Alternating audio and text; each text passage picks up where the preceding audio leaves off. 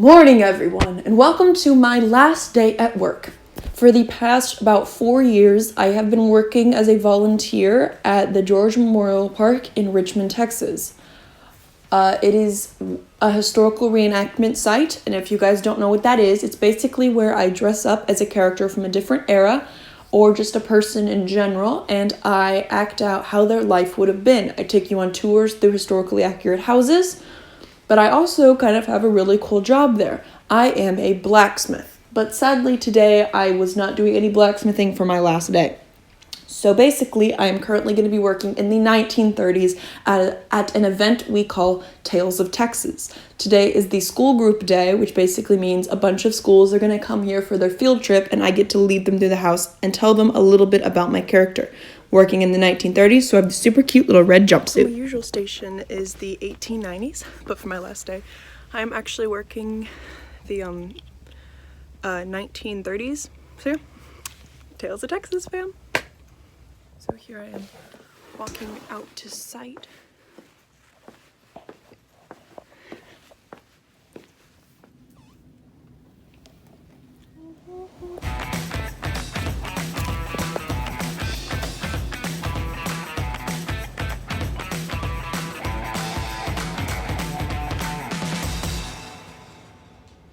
Alright, so today I'm currently covering the women's suffrage movement, and I'm going to be one of the silent centennials, and I am giving the debriefing of the house and doing the first two rooms.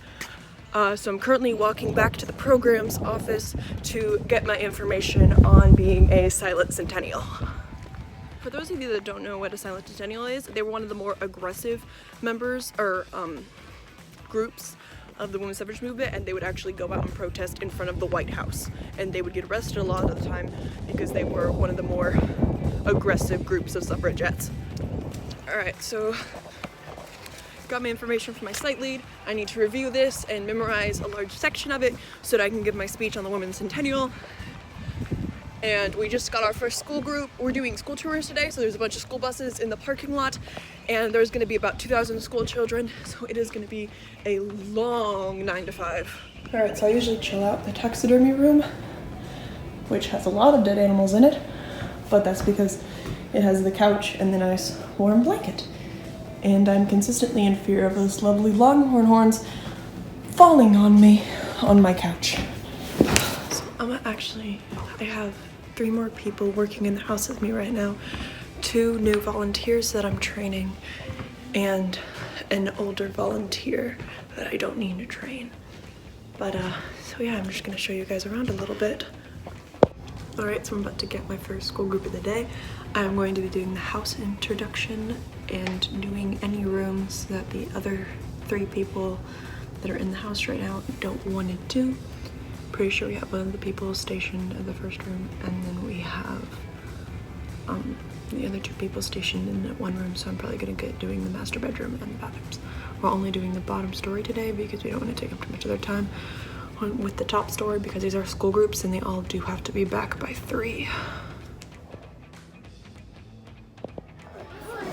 All right, this is Miss Grace. Please Hi. Miss Grace. Hi. Just so cool. All right, you guys are actually gonna stay outside here with me. Can you come back outside with me? Oh. All right, I got to give you guys the debriefing and the rules of the house. All right? We about to eat in there? No, we don't eat in there. All right, can you guys come gather around me so you can all hear the rules of the house? All right, so welcome to the George House. This is the 1930s house, and each of us represent a different character. I, in and of myself, represent the Women's Silent Centennials movement. Are you guys ready to go inside? Can you all please just gather right here for me? All right, we got this big space. Just keep on coming through. If you guys could get up a little bit on the rug, that'd be great. Thank you. All right. So welcome to the George House. What houses have you all been to already? The tree house? Okay, so this is your first house? Awesome.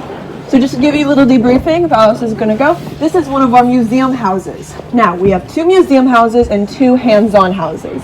The differences between them is in the Polly Ryan house and the Jones house, you guys can touch stuff.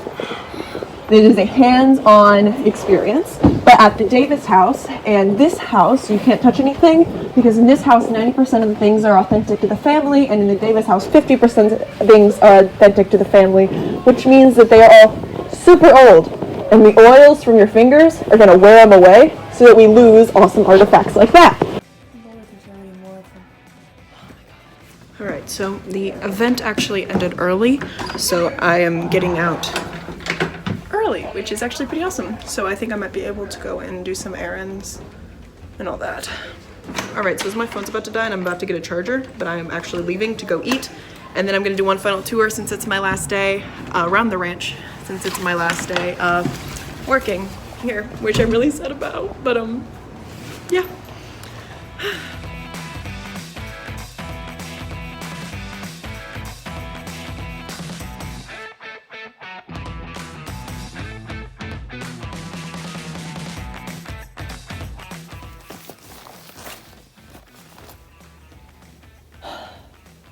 Goodbye, programs office.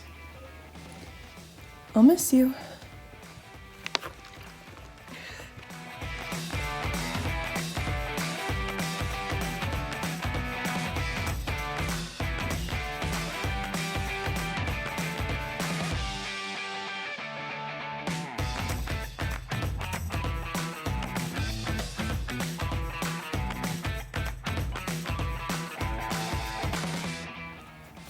And here, ladies and gentlemen, is the Davis house, aka the house I worked in for 3.5 years.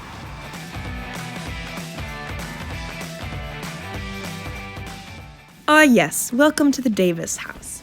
As you can see from here, we are currently in the formal parlor where Miss Polly Ryan had her funeral. Here is the hallway with this beautiful mirror, and then this is the men's parlor, the room that is, if I can't see it, it doesn't exist. So the men would shut all the doors in here and do all of their smoking tobacco and gambling.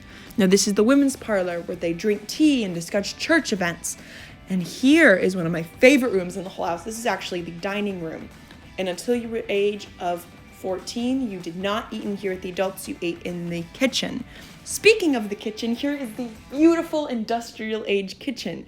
And if you actually go over here and look in the closet, you can see an industrial age vacuum cleaner, which is literally one of my favorite pieces in the house. Now here is the beautiful grand Victorian staircase, which is so gorgeous. And if I ever build a house on my own, I definitely want to implement this in here.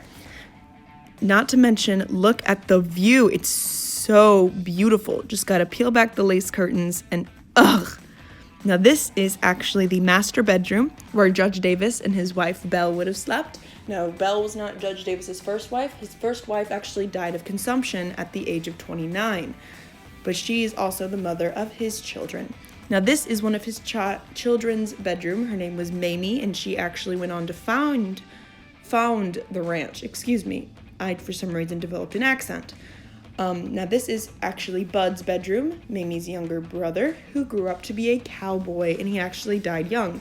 Now this is Polly Ryan's room, otherwise known as the guest room, because Polly Ryan, who was their grandmother's house, burned down, so she came to live with them. This is also one of my favorite houses, or not my favorite house, this is my favorite house, but it's one of my favorite rooms in the house.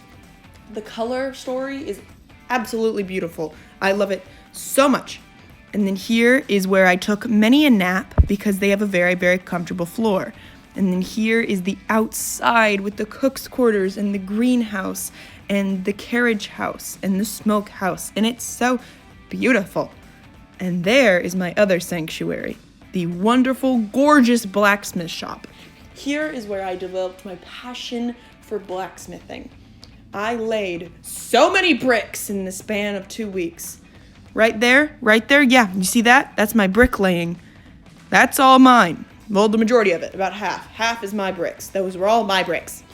But yeah, it is a 1890s historical blacksmith shop, and it is literally like my home away from home. That is also my anvil. That is the anvil I used, and that is the punk using my anvil. My anvil! Here is just some pieces that past blacksmiths have made. That we have a table up here in case children just want to grab and play with some of it. But they are all solid iron. They were all forged here. This is actually a little rose. But everything on this table was made in this forge. And yeah, it's actually really flipping cool.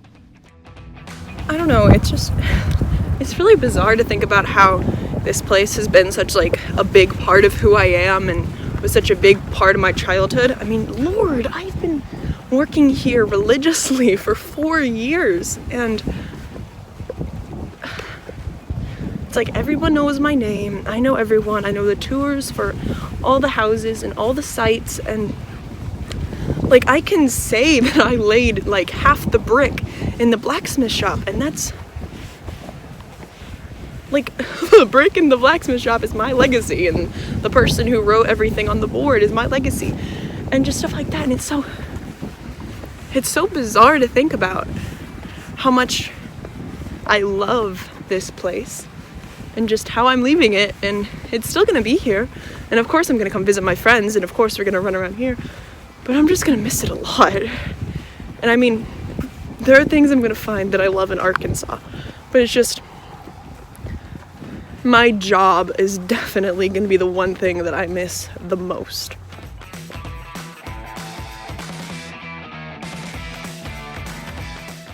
I'm a spy. Oh no, you can't! I'm not gonna kill him. Why catch it. Why was murder even an option? No, I said he probably thinks that's what I am. We've been following him like in the back roads of Texas for like how long? Well, there was, I don't know, 10 minutes. Lord.